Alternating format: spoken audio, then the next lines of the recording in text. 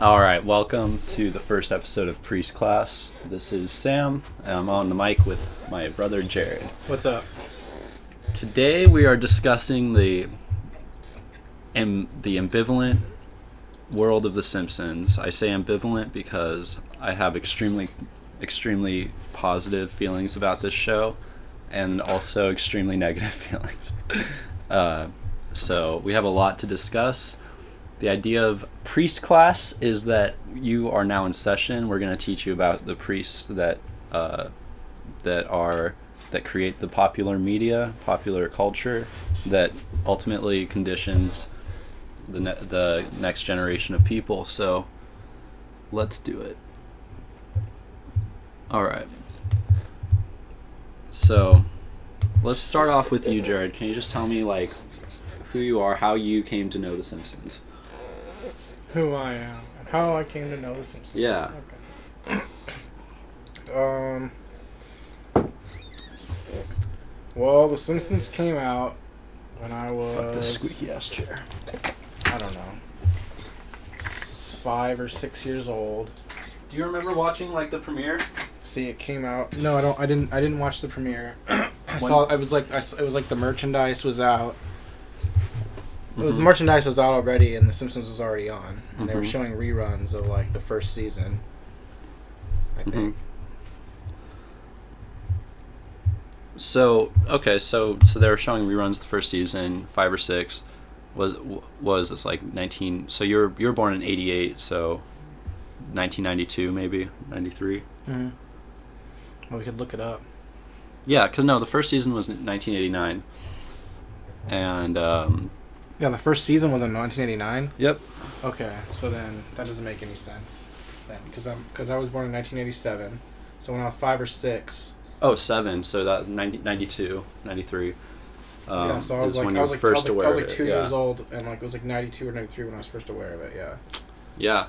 It's kind of weird because I think of you as the oldest generation of Simpsons viewers, but there were also kids that were 80s kids. Yeah, 10, 12, who in 89 in the 80s they were in middle school. Or late elementary schools, 5th graders are Bart Mania hit that crowd way harder than it hit kids that were just 5 or 6 years old, you were actually kind of on the cusp of a younger generation that was exposed to The Simpsons, I think, because the first generation that was 80s kids, basically what I don't know, Gen Xers probably, by they would be Gen Xers today.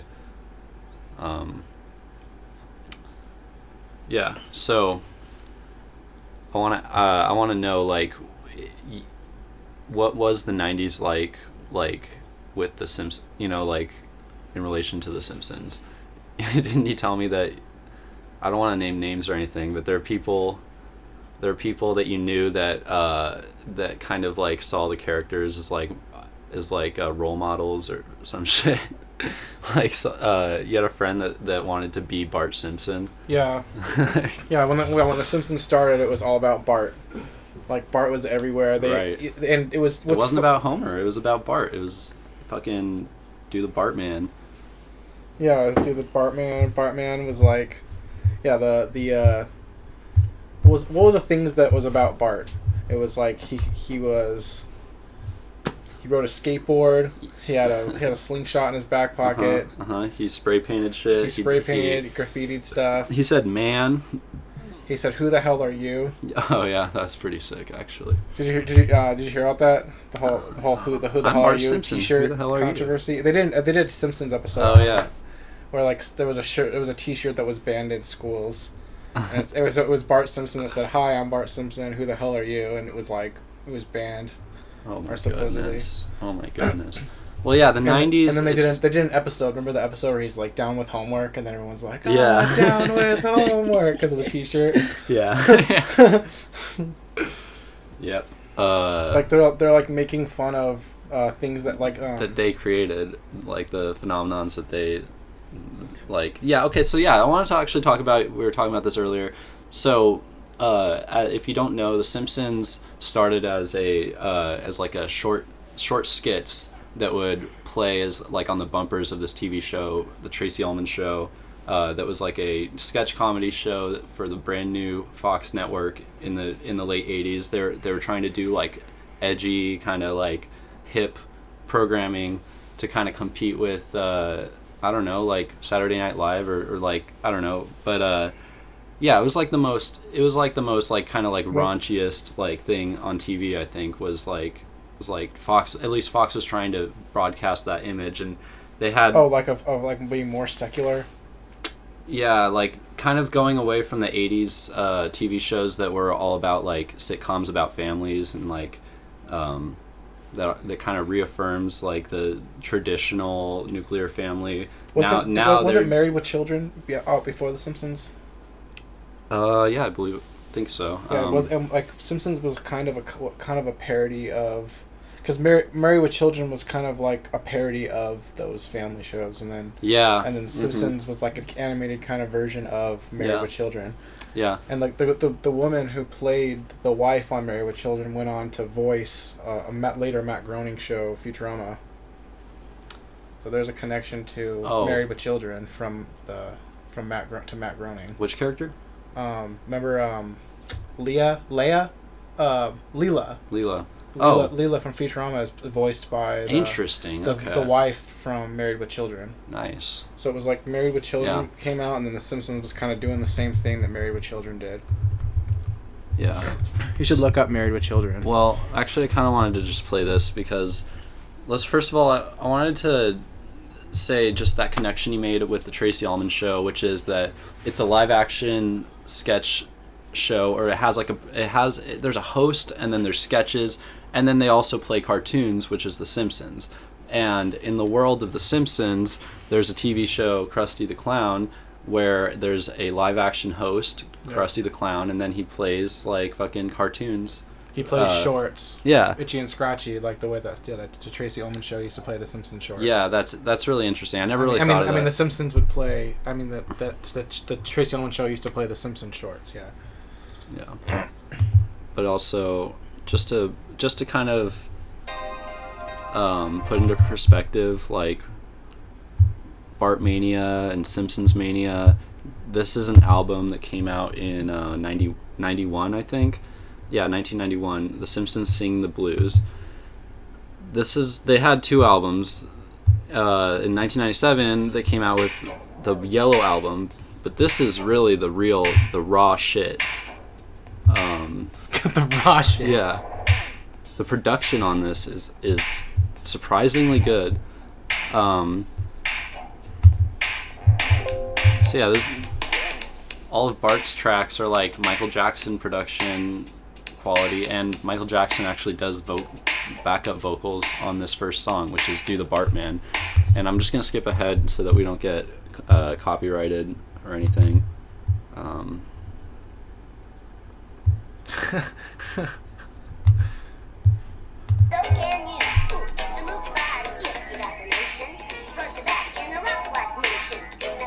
Oh my god.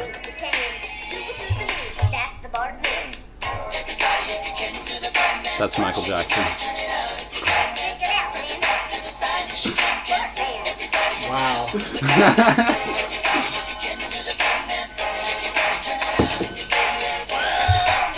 Let me reiterate. Let me just reiterate for my audience, for our audience here. This was actually cool in the early '90s.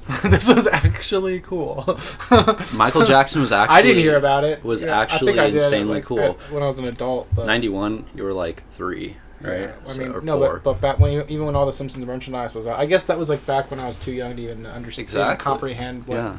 Like what was actually the pop. I remember like going through Burger King and we got a Bart Simpson Happy Meal. Yeah. So yeah, it's like a stuffed Bart. You really grew up in the late '90s era of The Simpsons, which is like peak Simpsons. It's the best. The best seasons of The Simpsons are like seasons 3 through 10, which is 92 through 98 or something like that. And like after that, after the millennium. After the year 2000, maybe it was 9/11, I don't know, but something about the fucking change from the 90s to the 2000s, The Simpsons became something else entirely. But I don't know how much you would agree with that. I know you have your own perspective on like what this show is about, but to me, it had something very pure and good about it. I don't think so. I think from its very inception, it was probably like it was just like it was supposed to be like what is it, satire of satire of the American family, or of the human condition, the American condition. Yep. But The Simpsons does what a lot of shows do, is that they, under the pretext of satire, they tell you what to think, and they introduce an attitude.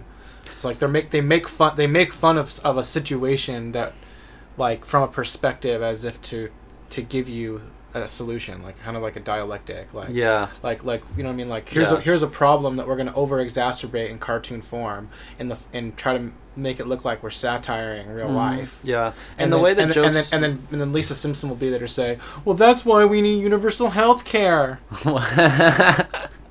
Lisa Simpson will be like, that's why we need more funding in schools. Well, so right.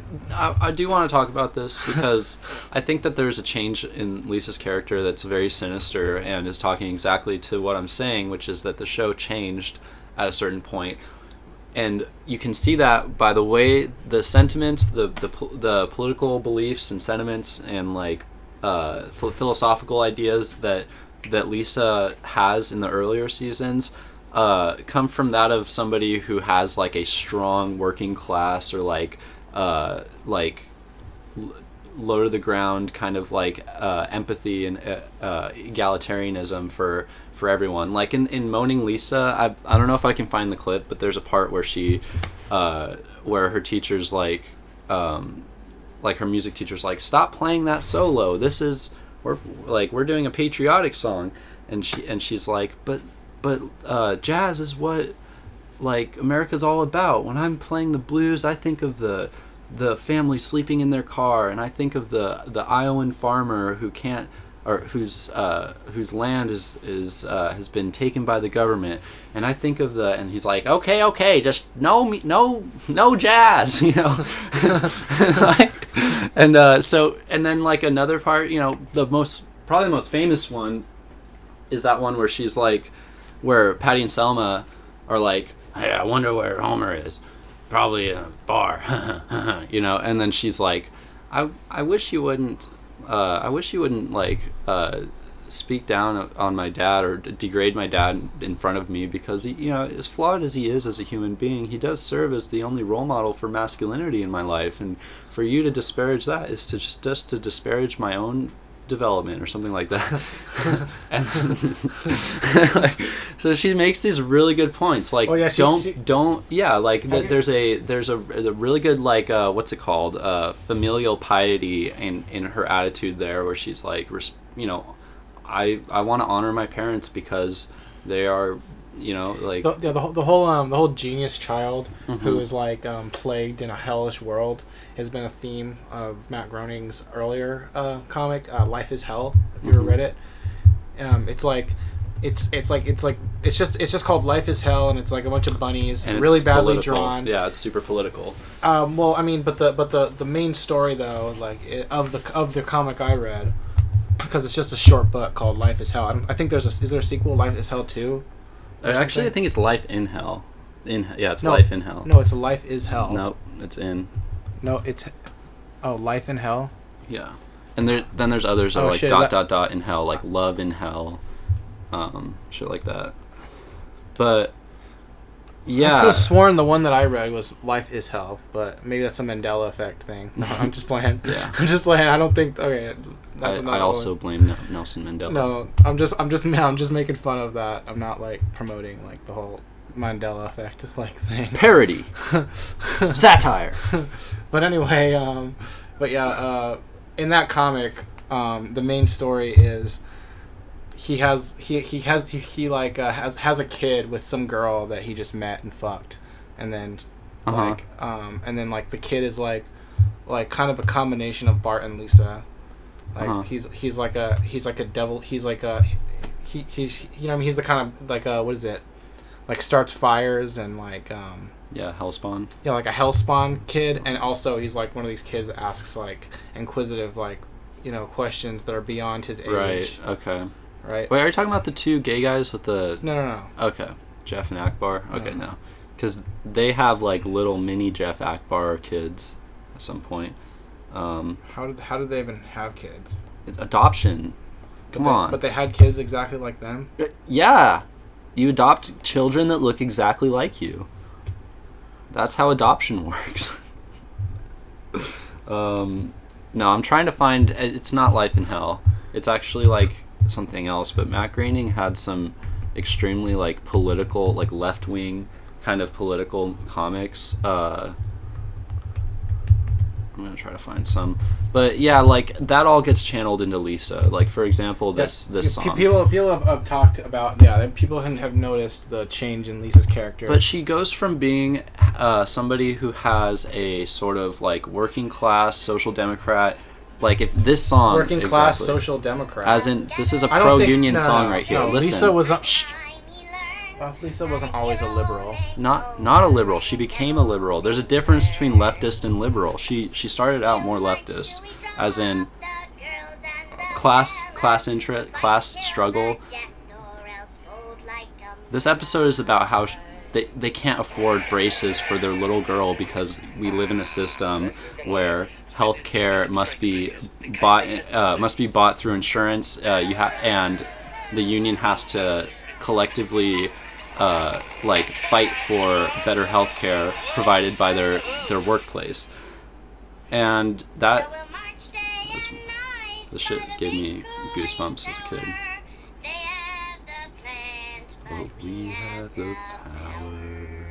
See, that's the people. The message of yeah, democratic socialism is a ruling class. Ruling people through laws and like, oh yeah, we can just make things illegal and companies will be forced to take care of poor people. No, not like that. We can exert our force as workers through collective strikes and through the solidarity of workers, yeah. To push for more laws. No, to push for getting the things that we need to survive, like clean water. Through more laws. Through whatever channels necessary to get the things we need. Through more laws. It's not always laws. And through taxing. But I don't want to like, dude, like this is what I was trying to avoid. Okay. It's because by no means. But I just want to make it like want to make this like a Bernie Sanders commercial. I'm just trying to make a distinction about Lisa. She started out having kind of this leftist outlook, and so did Matt Groening. But as we all know, Matt Groening ended up a multi-billionaire, probably, or millionaire at least, multi-millionaire, and he was a frequent visitor guest on Jeffrey Epstein's private airplane called the Lolita Express, and there are like interviews in court where girls, like underage girls, talked about giving foot massages to Matt Groening on this plane, and how they especially remembered his extremely long yellow curled toenails. Why is that? This was all testimony in the Jeffrey Epstein case in 2008 that was sealed and only unsealed like last year. There's this giant fucking list of people that are like public figures, celebrities that are associated with the notorious billionaire pedophile Jeffrey Epstein, and Matt Groening happens to be one of them. He was a frequent guest on the Lolita Express. However, nobody actually like accused him of like having sex with like underage girls or anything, but he hung out with pedophiles. Yeah. Okay, at least that's what we know. That and now he is not a leftist. Also, he's not a leftist anymore. He is also like become a very like establishment, like identity politics, fucking representation of like. I haven't been keeping up with Matt Groening actually. You want to look up what you're talking about here? Like, let's look up an article that what do you call it? Illustrates Matt Groening being what? Well, I think that what happened is that he changed class. He became part of the basically, yeah, he became rich enough to join the ruling class, and yeah, like it makes me wonder how genuine like his early political beliefs were, and I'm trying to find some examples. This might be it. Yeah, this is it. Okay, early political comic by Matt Groening. It's 1960s. We had to destroy the village in order to save it. 1970s. Watergate is proof that the system works. 1980s. Helping the rich is helping the poor. 1990s. By being the same as Republicans, we can defeat the Republicans. So it's like this is a message about how if you know anything about the history of the Democrats, they're always capitulating. They're always ready to compromise and yeah. No. It's that the Democrats are where the New World Order came from, and that they eventually co-opted the right or the Republicans into a two-party system. The New World Order two-party system came from the Democratic Party. And the Democrats were the ones that were pushing back. The Democrats were the worst violators of trying to push for the Jim Crow laws and trying to extend out what's it called, segregation and Jim Crow segregation, yeah. The Jim Crow segregation laws for so long. Like it was the Republican Party that were the biggest civil rights fighters of civil rights back in the post Civil War era, and it was like it was the Democrats that were like pro slavery, people that came from the South who were like. There's a lot of truth about the historical fucking. And then I'm Democratic saying like, Party, and then also a lot of other things like the. I don't think that what is says. it? I don't think Margaret Sanger and Planned Parenthood and their connection to the Democrats. Right, and Margaret Sanger's reputation is actually very maligned when it shouldn't be. Like but I think that's a different conversation. Like right now, I just wanted to call attention to this. Call attention to the fact that like Matt Groening doesn't know what the fuck he's talking about when he says, the Republicans are bad and the Democrats are really good and they're being corrupted by the Republicans. No. He's saying that the Democrats represent a basically controlled opposition party where they're not actually interested in advancing the will of the people that elect them. They're more interested in being a controlled opposition to the Republican Party.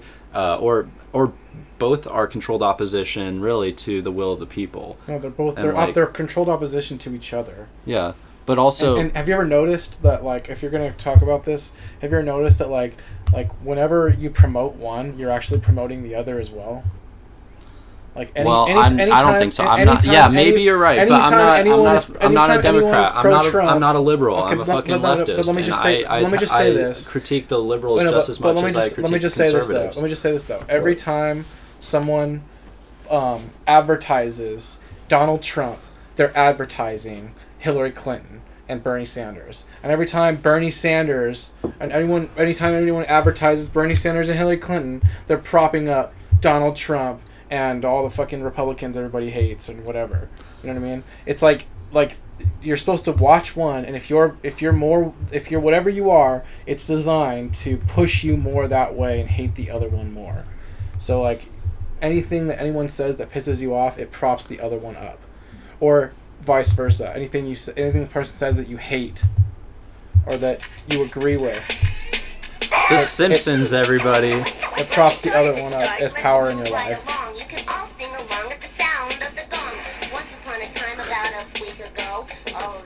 We should, we're just getting off topic. I was snoozing, supposed to get up now, but I was refusing to let reality become an intrusion, cause in dreamy dreamland, I was cruising, but the buzz kept buzzing, my head kept buzzing, gave the radio a throw, this is pretty sick. Opened up my eyes, to my surprise, there stood Homer in his temperature rise. Somebody made a music video to it, that's pretty cool.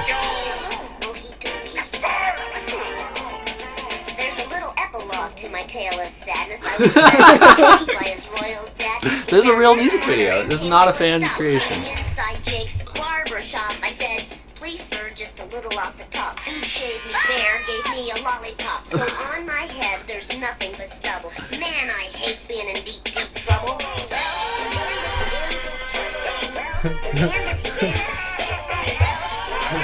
All right.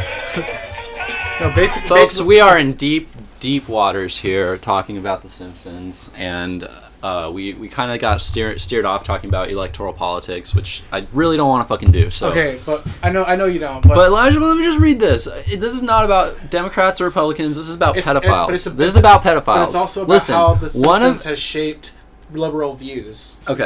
Because it's coming from that perspective All right. Okay. Let's take a listen. One of Jeffrey Epstein's alleged victims, Virginia Guffrey, claims that she gave a foot massage to The Simpsons creator Matt Groening while aboard the now-deceased billionaire's private plane, aptly dubbed the Lolita Express. According to The Sun, a U.S. court unlocked papers from a defamation case by the alleged victim, Virginia Guffrey, in 2015, which contained a claim from Guffrey about the alleged encounter from Groening when she was just 16. Quote, in the explosive docs, Virginia, who alleged she was abused by a convicted pedophile from the age of 15, claims she met legendary cartoonist Matt Groening, 65, on the wealthy banker's private jet, reports The Sun. She claims Epstein asked to give The Simpsons creator a foot rub while flying from Carmel, California to Los Angeles. The alleged incident happened around 20 years ago when Guffrey was just a 16-year-old girl. According to her account, this particular encounter with Groening stood out because she was almost vomited due to his toenails having a yellow, crusty nature. He also allegedly gave her a drawing of Homer and Bart Simpson after she finished. I was enjoying our conversation when Jeffrey insisted that I give Matt a foot massage through the duration of the short flight, she said in the court documents. I never turned down a client, but when I saw the shape of his feet, I nearly threw up at the thought of having to touch them. Groening's feet were allegedly so repulsive to her that she eventually employed a washcloth and some warm water to clean them. He had yellow, crusty toenails, and even with a chainsaw would have had trouble cutting through. Quote, he had yellow, crusty toenails that even someone with a chainsaw would have had trouble cutting through. And then there were the fluffy balls left over pieces of socks wedged between the crevices of his sweaty toes. Now that was the real icing on the cake for me. No way could I attempt this, I thought, she continued. Then I had an idea. I went to the back of the plane and rinsed a washcloth in warm soapy water and returned for the dreaded foot massage, but not before attempting to clean them first. In the same court documents, Guffrey, who previously used the surname Roberts, said she remembers flying to London in 2001, where she met Prince Andrew before having sex with him. Quote, Andrew was always vehemently denied the claims. Okay, I want to see if there's any more about Groening in here. Nah. Now we know why the Simpsons are yellow. No, I'm just playing. No, I'm just playing.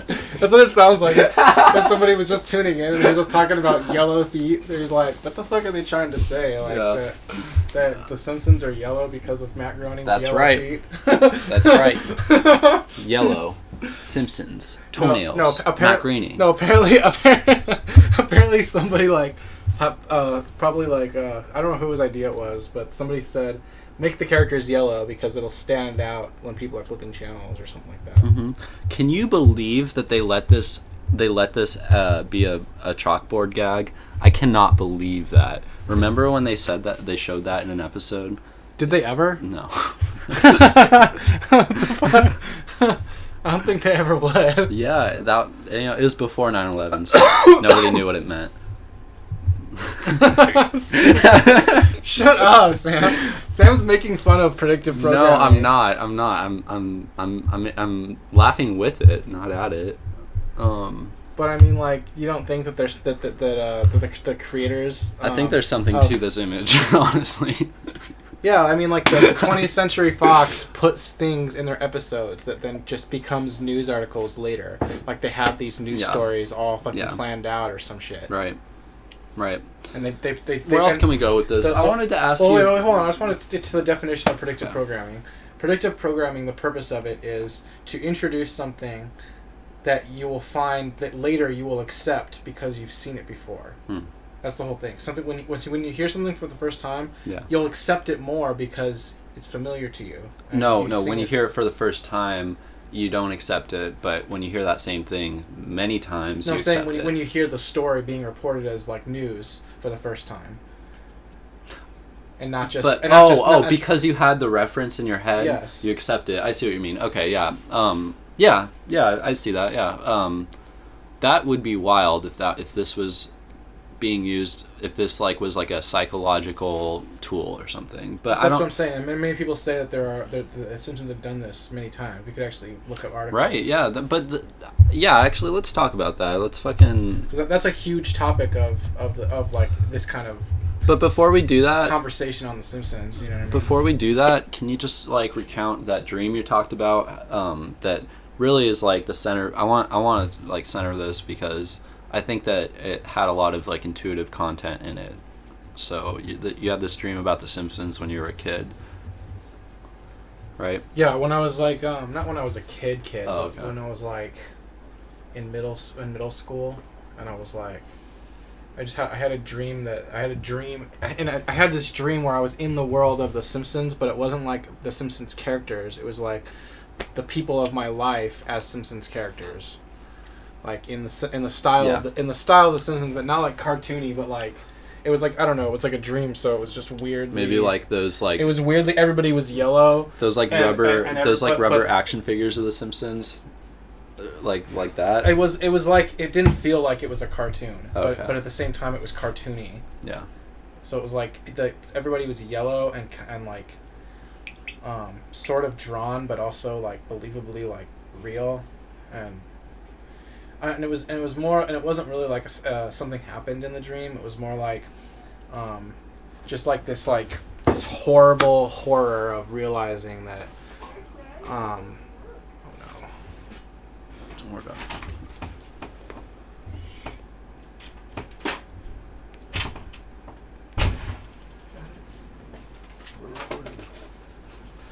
It was more like this horror realization that that the people that the Simpsons the way that the Simpsons had betrayed humans was like the reality, because the Simpsons is like this weird. Like supposed parody of human nature, and it was like my child mind was like accepting this as the reality, like this parody of human nature from their warped like cartoon, from the cartoon caricature of humanity, and if that caricature was the reality, and people, and like you know how there's nothing deeper to really these characters, like even though they're supposedly like these, really they're just crude archetypes of stereotypes. Fallen people, like fallen archetypes and stereotypes. Like stereotypes, and like making fun of like the fact that just like everything is shitty and every like just they're all surface. It's all surface. It's all and seeing people like that. Yeah, like seeing people the way the Simpsons caricaturizes people. Right, like in the schoolyard, you will have your 3 bullies. You will have your dorks. You'll have it's like when you first watch The Simpsons, the feeling you get is like, wow, what a big cast of characters, this world's so big, and then you watch a little bit more and you realize this is all there is. Like this schoolyard is populated by these specific people, there's these specific stores in town, it's like, everyone has their place, even though it's like a lampoon of society. It still puts that idea in your head that like everyone has a place in this world, and they don't deviate from it, and they're just miserable, like pathetic kind of like jokes, but they still don't deviate, right? And like, that overall they don't change. That's the whole horrible aspect of it, is that these characters, they will always stay the same no matter what happens to them. At the end of every episode, it resets to where all the consequences that everything that they went through, the consequences don't exist. They just reset to like an equilibrium of being this character that is the same character. Yeah. And is not a dynamic character that changes into something different. It is like, you know what I mean, how Bart and Lisa, they never grow up. Mm-hmm. Well, they have a lot of flash forward episodes, and you know they play with that idea of people changing, but it's usually like it's a special episode. No, yeah, but the thing is it's the future episode, but it's like that's those futures, they're visions of future where nothing changes. Like maybe the technology is different, but the relations between people are and things are the same. Yeah, and all the characters are really still the same. Yeah, exactly. Yeah, so everybody's just older, but they're still the which, same. if you think about it, Futurama is just an extended version of that. It's like, what if the world advanced like by 1,000 years, but nothing really changed? That's like the premise of Futurama, basically. It's like nothing really changed. People are still, like self-serving always, hypocritical always. And the thing is that The Simpsons comes on the hem of, Edward Bernays and, propaganda up the yin yang and a whole culture that's been shaped by social engineering, and then they're making fun of humanity, like, as the result, look at what humanity's been reduced to just because, you know what I mean, and just making fun of the symptoms, and not like ever explaining or acknowledging the things and factors that brought people to these caricatures or whatever. Yeah. And think as if these caricatures are the natural progression of any human. You know what I mean? Yeah. Can I tell you about this guy, John Schwartzwalder? He was just this like absolute legend who was part of the original writing staff of The Simpsons, and he stayed on for I think like 6 seasons. He wrote the most number of episodes, like, for the earlier staff. Like, he wrote 52 episodes, and there's just the commentaries. He refused to be on the commentaries on the DVDs, but the commentary, because of that, I've heard that the commentaries are just full of like tall tales about him and like how central he was like to the show. And it's not just him. Like, okay, so he's really the exception, because most of the staff was defined by being a bunch of basically fucking bratty rich kids who went, or maybe not rich kids, but privileged kids that went to like Harvard and Yale and shit. And like they came from a background where it's like we're like, yeah, we're like these are guys that wrote for like National Lampoon and wrote for like so I don't know. What I'm trying to say is like that there's if you watch the show there closely, there's a lot of humor that's based on like being a Harvard grad, or like having like a alumni status, and like, like the prestige of that, or like yeah, like I wouldn't expect more from a Yale from a Yale oaf like you. He's like, why don't you? How does the Harvard song go? And he's like, oh, Harvard, and then like he like throws the fucking thing at him. I don't know. But okay, so like John Schwartzwalder, he's not a Harvard kid. He's not a smarty pants, but he's a genius. And like the way that they found him the way that his career started rather was that he was a teenager living with his mom, sending jokes in to the Carson Daly show, sorry, not the Carson Daly, what the fuck, the Jimmy Carson Tonight Show, and he would send jokes in, but then he would send them in anonymously, like he would just send in jokes for the love of it. And eventually, they were like, we gotta find this guy, and somebody like tracked him down by finding what city the postage stamp came from. He somehow got contacted with his mom, and then asked his mom to fucking to like offer him an interview. So like John Schwartzwalder came in to interview for the writing staff of the Jimmy Carson Tonight Show, and what happened was it was described as the worst interview in his life. The dude that scouted him, he said, is the worst interview he'd ever seen, because he came in drinking and smoking, and all he wanted to do was talk to Jimmy Carson about how much he hated TV and how much TV sucked. and so he didn't get the job. But the dude that scouted him out gave him a job writing for SNL, and so he wrote for Saturday Night Live for a season, and then he got fired. And then after that, he got hired for The Simpsons. And eventually, like, there were laws that made it where you couldn't... How many writers... I'm sorry, I wanted to ask, how many writers from SNL wrote for The Simpsons? I think that was just him. Just him? Yeah. There's not a huge crossover. But John Schwartzwalder, he's a weird dude. Like he smokes constantly. He would smoke in the writing room until they passed laws that said you couldn't do that, and then he got a special exception from the studio to let him write from home. And he bought a diner booth out of an old diner that he used to write at, but he couldn't smoke there anymore, so he bought the booth and had it installed in his house and wrote episodes of The Simpsons just chain smoking at that diner booth in his house.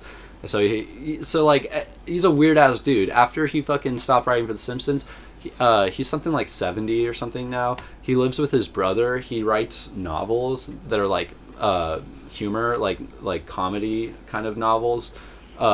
He's written like dozens and dozens of novels, and he's just a weird dude because like he has like a right wing kind of like, or like a libertarian sort of like outlook that comes through in The Simpsons, most notably in the character of Herman, who's the guy that runs the sketchy pawn shop, and he's like missing an arm. He's like a veteran or some shit. Yeah, like they apparently that character is like loosely based on John Schwartzwalder. Oh really? Yeah. But yeah, I just wanted to mention this dude because it goes to show. Next time your teacher tells you to keep your arm inside the bus, you listen to her. Exactly.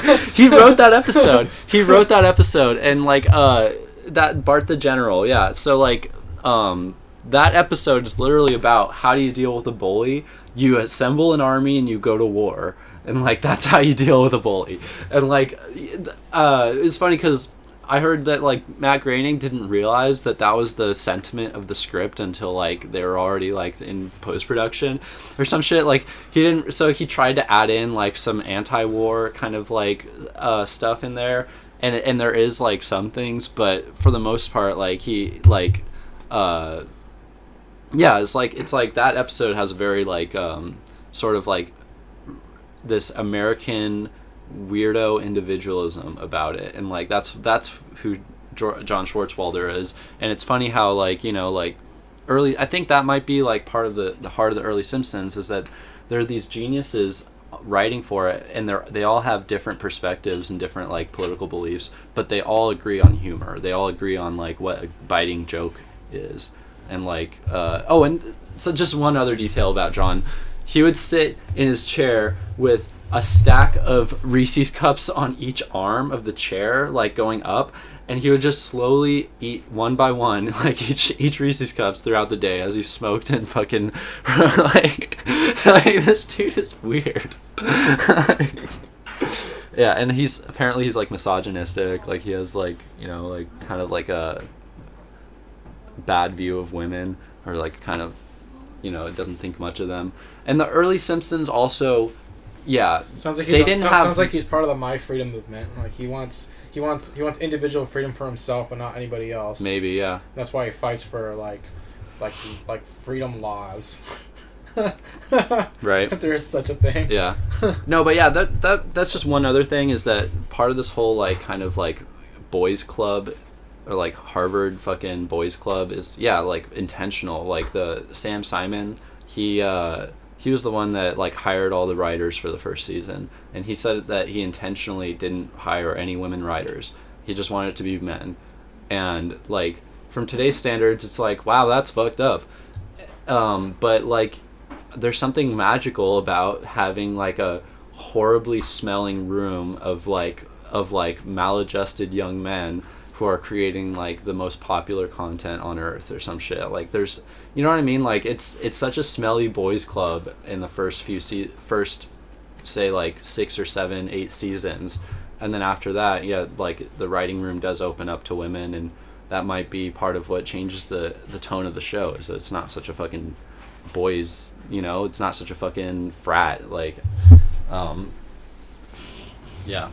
I'm actually really curious about the whole early writing staff and later writing staff of The Simpsons, mm-hmm. because The Simpsons is like the biggest, I would say, besides maybe like Conan O'Brien, or like the Colbert Report.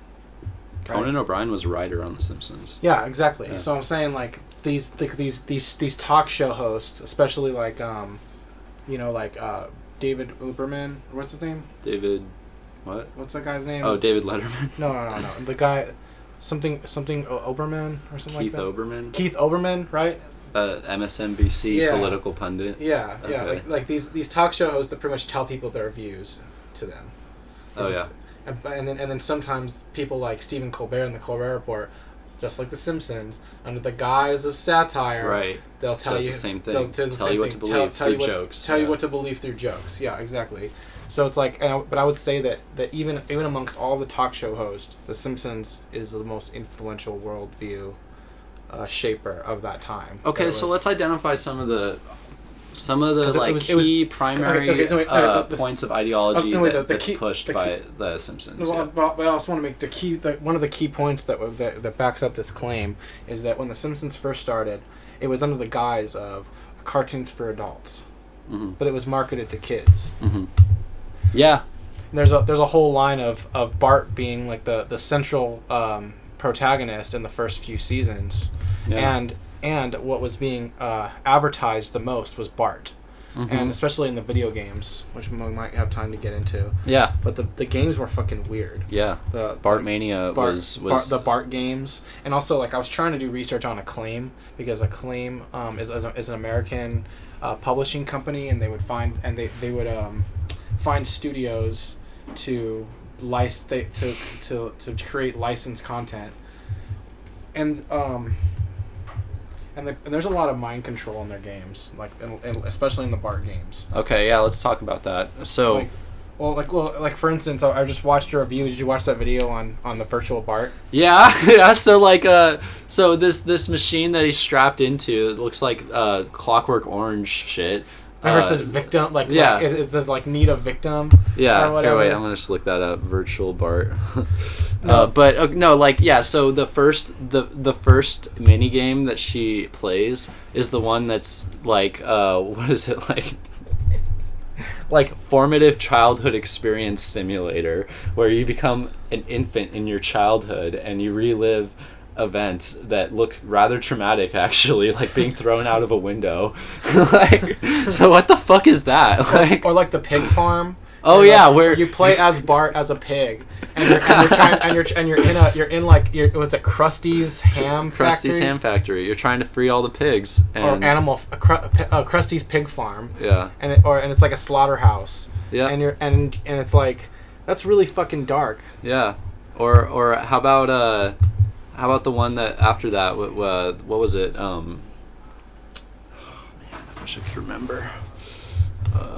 Maybe we'll get a picture of that. Oh, yeah, right here. Okay, the apocalypse, right? The apocalypse, Mad Max Bart. Yeah. He's like in the apocalypse on a motorcycle. Yeah. Like, what are these themes? And then the dinosaur theme, where it's dinosaur. Where he's evolution, man. It's pushing evolution. Like evolution and caveman so all these secular themes being pushed. No, I'm kind of joking there, but okay, but really the formative experience formative traumatic experience, boom. Like herd conditioning, or like seeing yourself as part of a herd, boom. What's the tomato one again? You're throwing tomatoes at the school photo shoot. It's not really anything. You're just throwing tomatoes at people. Yeah, it's okay. Nothing wrong with that. All right. That gets a pass. That gets an A+ from our panel. What the next one though? What was this one? I haven't played the actual game. No, I know, but we saw that shit. I forgot. They only showed 3 of the mini games. Oh yeah. Yeah, but then there's also Bart's Nightmare, where it's like the rules of the game are really fucked up. Like, you lose your homework. You have to go chase down the homework pages to do mini games, and it's more like mini games that are like weird, and they give you impressions of things. You know what I mean? Like what? In The Simpsons, like the whole pig farm thing, for instance, from Virtual Bart. Yeah. But I'm just saying, like, that is a weird fucking. It's like no, but it's like thing, here we go. That's from Bart's Nightmare, the Godzilla one. What about it? Your Bart as Godzilla walking around destroying the city.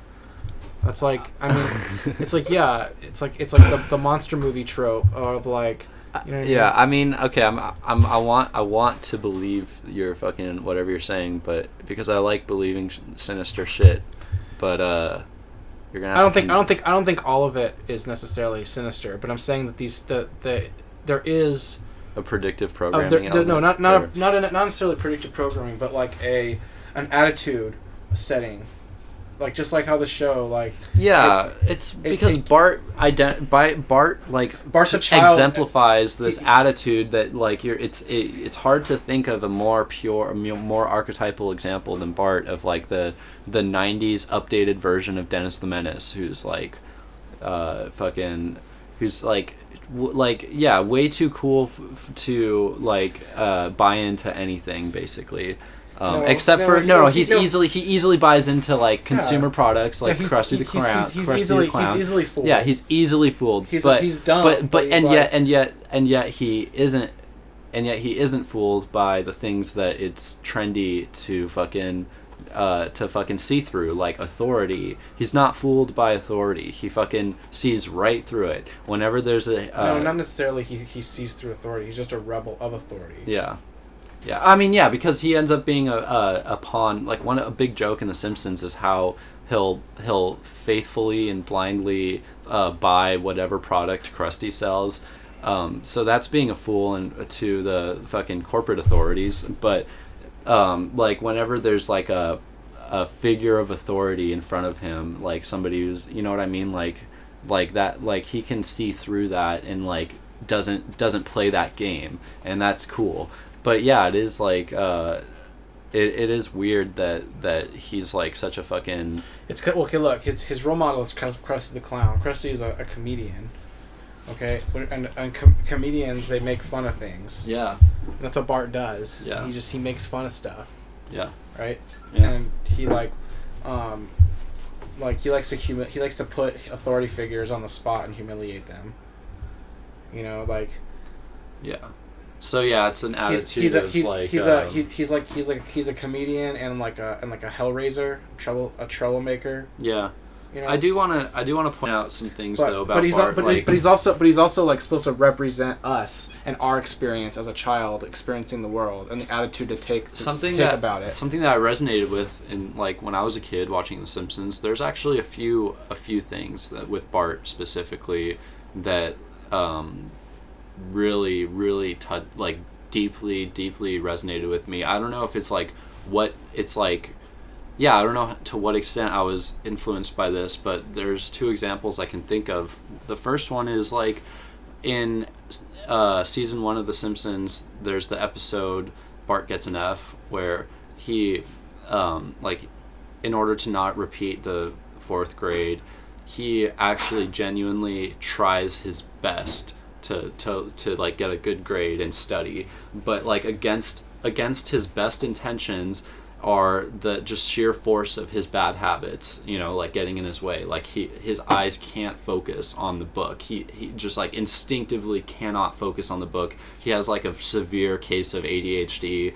Like no matter how much he tries, he just can't. And like when he cries at the end of that episode to Miss Krabappel and he's crying about like, no, you don't get it. I actually tried. Like this isn't, you know what I mean? Like that, like that really deeply like kind of resonates with me, because I remember like actually trying and failing in school because of like the sort of ADD or like zero structure that there's like nobody like helping me or enforcing me to do my work. So like I remember times where I was like I actually fucking tried and like I still can't do this. You know, I don't feel cut out for that. Another thing was like when Bart was Bart's, it's the first episode that aired. It's the Christmas or the Thanksgiving special or something. I don't know if it's yeah, I think it's the Christmas special. It's the one where basically like Lisa creates this decoration for the table, and then Bart like destroys it, and everyone like shuns Bart and sends him to his room, and then he decides to like run away, and then everyone's like worried about, you know, like Bart's missing, but then like Lisa goes on the roof and she like sees him sitting on the roof and she's like, "Why'd you do it, Bart?" And he's just like, "I don't know why I did it. I'm just bad. I don't know why I do things. I don't know why I do bad things." And it's like, yeah, like that's the most relatable fucking. It's just like moments like that where it's like I don't know why, like that's some real fucking truth right there, which is that like he beneath the stereotypical qualities of these characters, sometimes something pokes through that's like a lot deeper than what the show really really shows most of the time, which is that people are capable of change because there's huge like transformational things going on inside of them, and like that's something that would develop in Bart as a character. Well, yeah, I guess if the show didn't reset, if you wanted to say if you wanted to say that the Bart character does happen in real life, which it does, you know, like it's probably the response that kids have to like being kind of abandoned by the system, you know, when it comes to schooling and education in general and all that. It's like it's not for them. It's set up to put them in a box and to teach them how to be slaves, teach them how to be like, you know, like. Or how about Bart the murderer? Teach them how to be workers or whatever. Condition them, and kids respond. Some kids are more adapt more to that, and like they are conditioned easier than others who are like resist it, and they're like, you know what I mean. There's something inside them that pulls away from it and resists it and rebels against it, and they don't know why. They don't know what is inside them that rebels against it. They just they have to rebel against it. Yeah. You know what I mean? It's like it's like a truer, more honest version of yourself that's also a monster. You know, it's kind of like the Shadow. You know, because it's like, yeah, that what you're talking about with him talking to his teacher, and then the episode where he burns down the Christmas tree and the presents, right? That's a different one. But same idea. But same idea. Also, the one where he accidentally he shoots a bird and Marge finds out. And like, or the one where he shoplifts and Marge finds out, or what about okay, so those are where like his conscience is affected. But another example of where Bart is a relatable character is just a kid who's in a system that's like against him, like truly against children, is like Bart the Murderer, where like the first act of the episode is setting up how he's having the worst day of his life because one thing after another is just like impossibly rigged against him. You know? Yeah, like as soon as he gets inside with the skateboard, it stops raining. Yeah. And then when he leaves school later, it starts raining. I hope everyone brought their permission slips. No! Just like, yeah.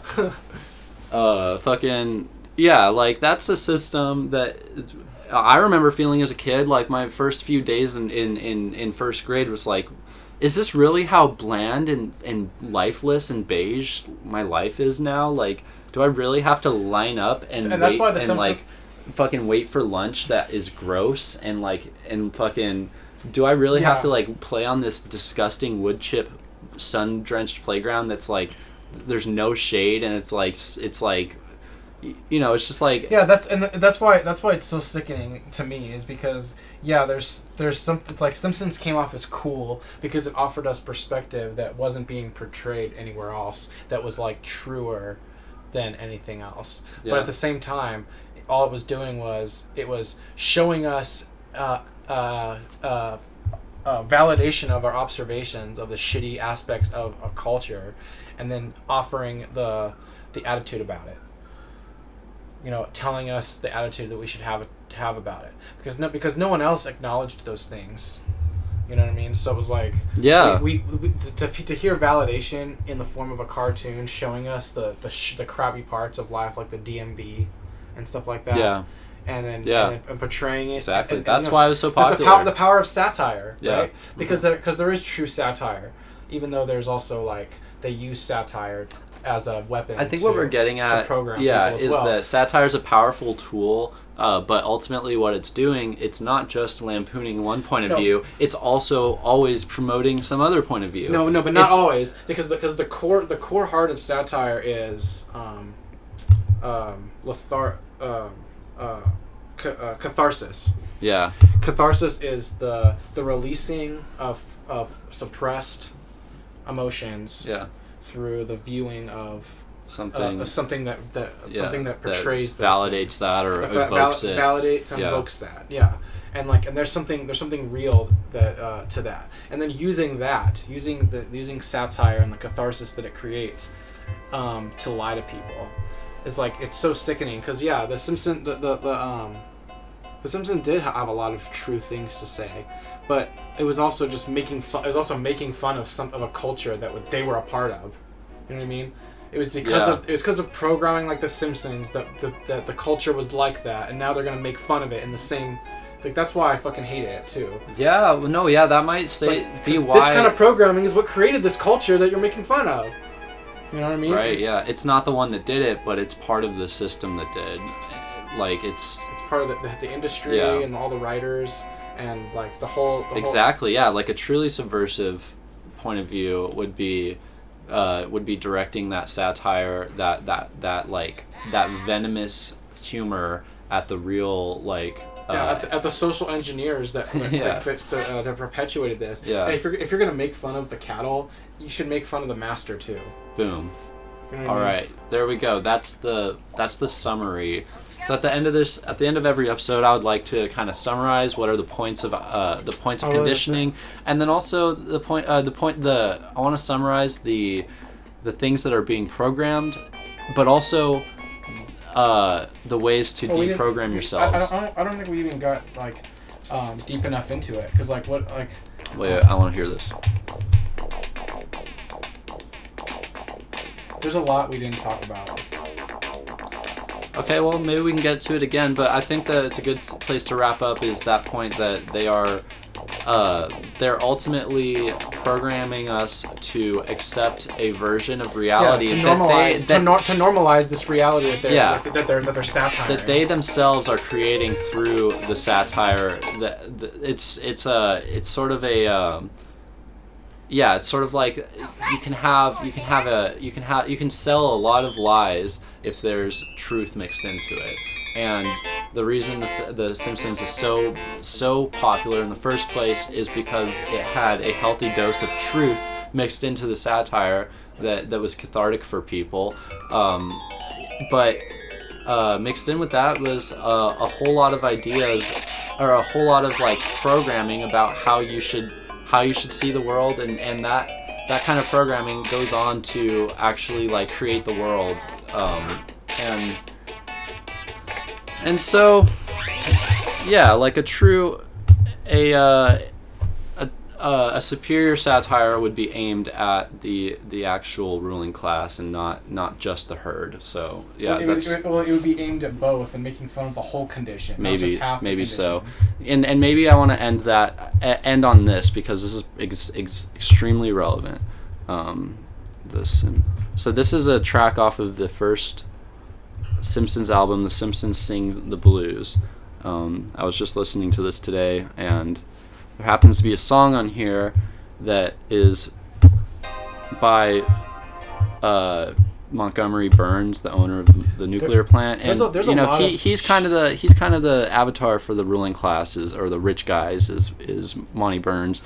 And check this shit out, if I can find it. Monty Burns was modeled off of David Rothschild. Oh really? Yeah. Okay, yeah. Let me see if I can find it, because there's one song. Not David Rothschild. Jacob Rothschild. That's what I meant to say. Look at all these idiots. David Rockefeller. All right. So guys. And Jacob Rothschild. So yeah, this Mr. Burns. Look at all the idiots.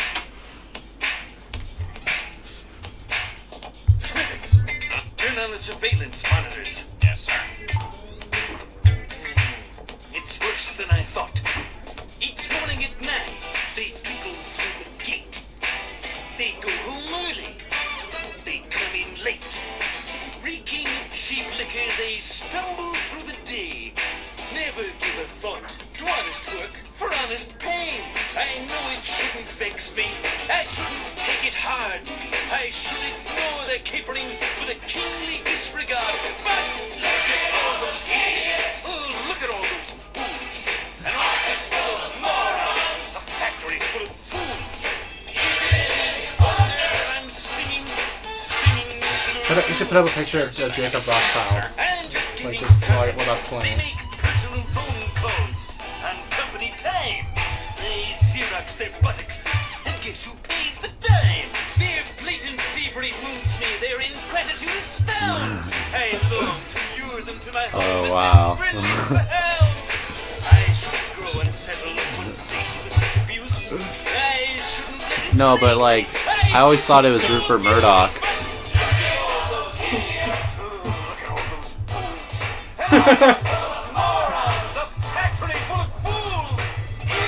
Yeah, it is Mr. Burns. Remember in the Simpsons video game, he kidnaps Maggie. The whole Simpsons What game the is trying. fuck is that is about? trying to get Maggie back from Mr. Burns. What's he trying to do with Maggie? All right. Yeah, there might actually be a real connection with Matt Groening and like Jeffrey Epstein. No, I'm just kidding. Or Harvey Weinstein, probably, at least. For sure. Yeah. They all went to the Oscars together, probably. Yeah. No, Harvey Weinstein was a friend of Jeffrey Epstein, so most likely probably did hang out all together. I wonder if Matt Groening was at the Bohemian Grove with the male strippers. No, I don't know. See, like, we should have talked more about the Stonecutters, because that really is the lampooning of the ruling class. Is like, it's like, Oh, yeah, look at your dumb, like, basically just like, what's the word? Like, fucking Francis, like, goody two-shoe, or like, fucking, when you're just like beholden to a dumb like secret society, and you're like, you know what I mean? Like when Burns is like, climb the ranks, Burns. Like, it's like, yeah, like in the end, the ruling class really is just a bunch of like idiots that are like, you know, like not really in charge or some shit. But did you notice how they kind of like made Mr. Burns like kind of cute, like as it went on, like yeah, as it was more Mr. Burns episodes, he Yeah. became like charming and endearing, Yeah. and like, oh, he's so cute, such Yep. a cute little old wicked man. a lot of characters have become like that, really. It's like even like Homer in the later seasons. Homer has this kind of cute like I'm really a good dad kind of thing going on, where it's like, you know what I mean, where it's like fucking Like he's so stupid, but he has a pure heart. No, like more like more like he's so stupid, but he's not so stupid that he would, like, for instance, leave Maggie in a car with the windows rolled up, because he comes back and unrolls the window a little bit or something like that. It's just like, or like, I don't know, like in the new episodes there's always this little joke where it's like, we really do have our shit together, everyone. We're just pretending to be outrageous or some shit. Like that I wish I could quote something, but I haven't seen those episodes enough to actually. But Yeah, I still watch the new episodes when they come out, but it's like with little joy. yeah, It's like watching it just for the sake of like, oh, there's something I can put on while eating the sandwich. And Yeah. Like, and it's usually like disappointing. Yeah. Like, by the time I'm done with my sandwich, I still have like 13, 14 minutes left. yeah, or like in newer episodes, Homer and Flanders are actually friends. That's weird. It's weird, but they are. Like they write it where there's genuine affection that Homer feels and expresses, like, even if he has to pretend to be like stupid Flanders, you know, like it's just like, yeah, there's a lot of that now where it's like very wholesome, and like the bite is gone because, I don't know, the writers are nearing death, and they're starting to like cherish the small things in life. I don't know, but anyway. Remember how the original Simpsons was like supposedly more like family, like they would actually be like a family moral at the end. Yeah. Whereas eventually it just became like just wacky and crazy, and every once in a while, at the end of an episode of like basically a Family Guy episode of The Simpsons, then Homer would be like, "I want to marry you again, Marge." Yeah. Will you marry me for the 5th time? Yeah. Ridiculous. Anyway, this has been the first episode of Priest Class. Maybe we'll return to The Simpsons later, but I hope that you learned something about The Simpsons and Hopefully the no, world that it programmed. If we do another episode, it will have to do more research on the writers, so we can come back with like what else the writers have done and where else they've been. Mm-hmm. And yeah, like the kind of things that they're doing. Yeah, I agree. Yeah, we'll do more research next time. All right. Anyway, that was the show. Brings a ray of sunshine to my unhappy life, to make him kneel before me and slowly twist the knife. Look at all those idiots! Look at all those boobs! An office full of morons! A factory full of fools! Is it any wonder that I'm singing the blues? Take me home, sir. And train, surrounded by idiots!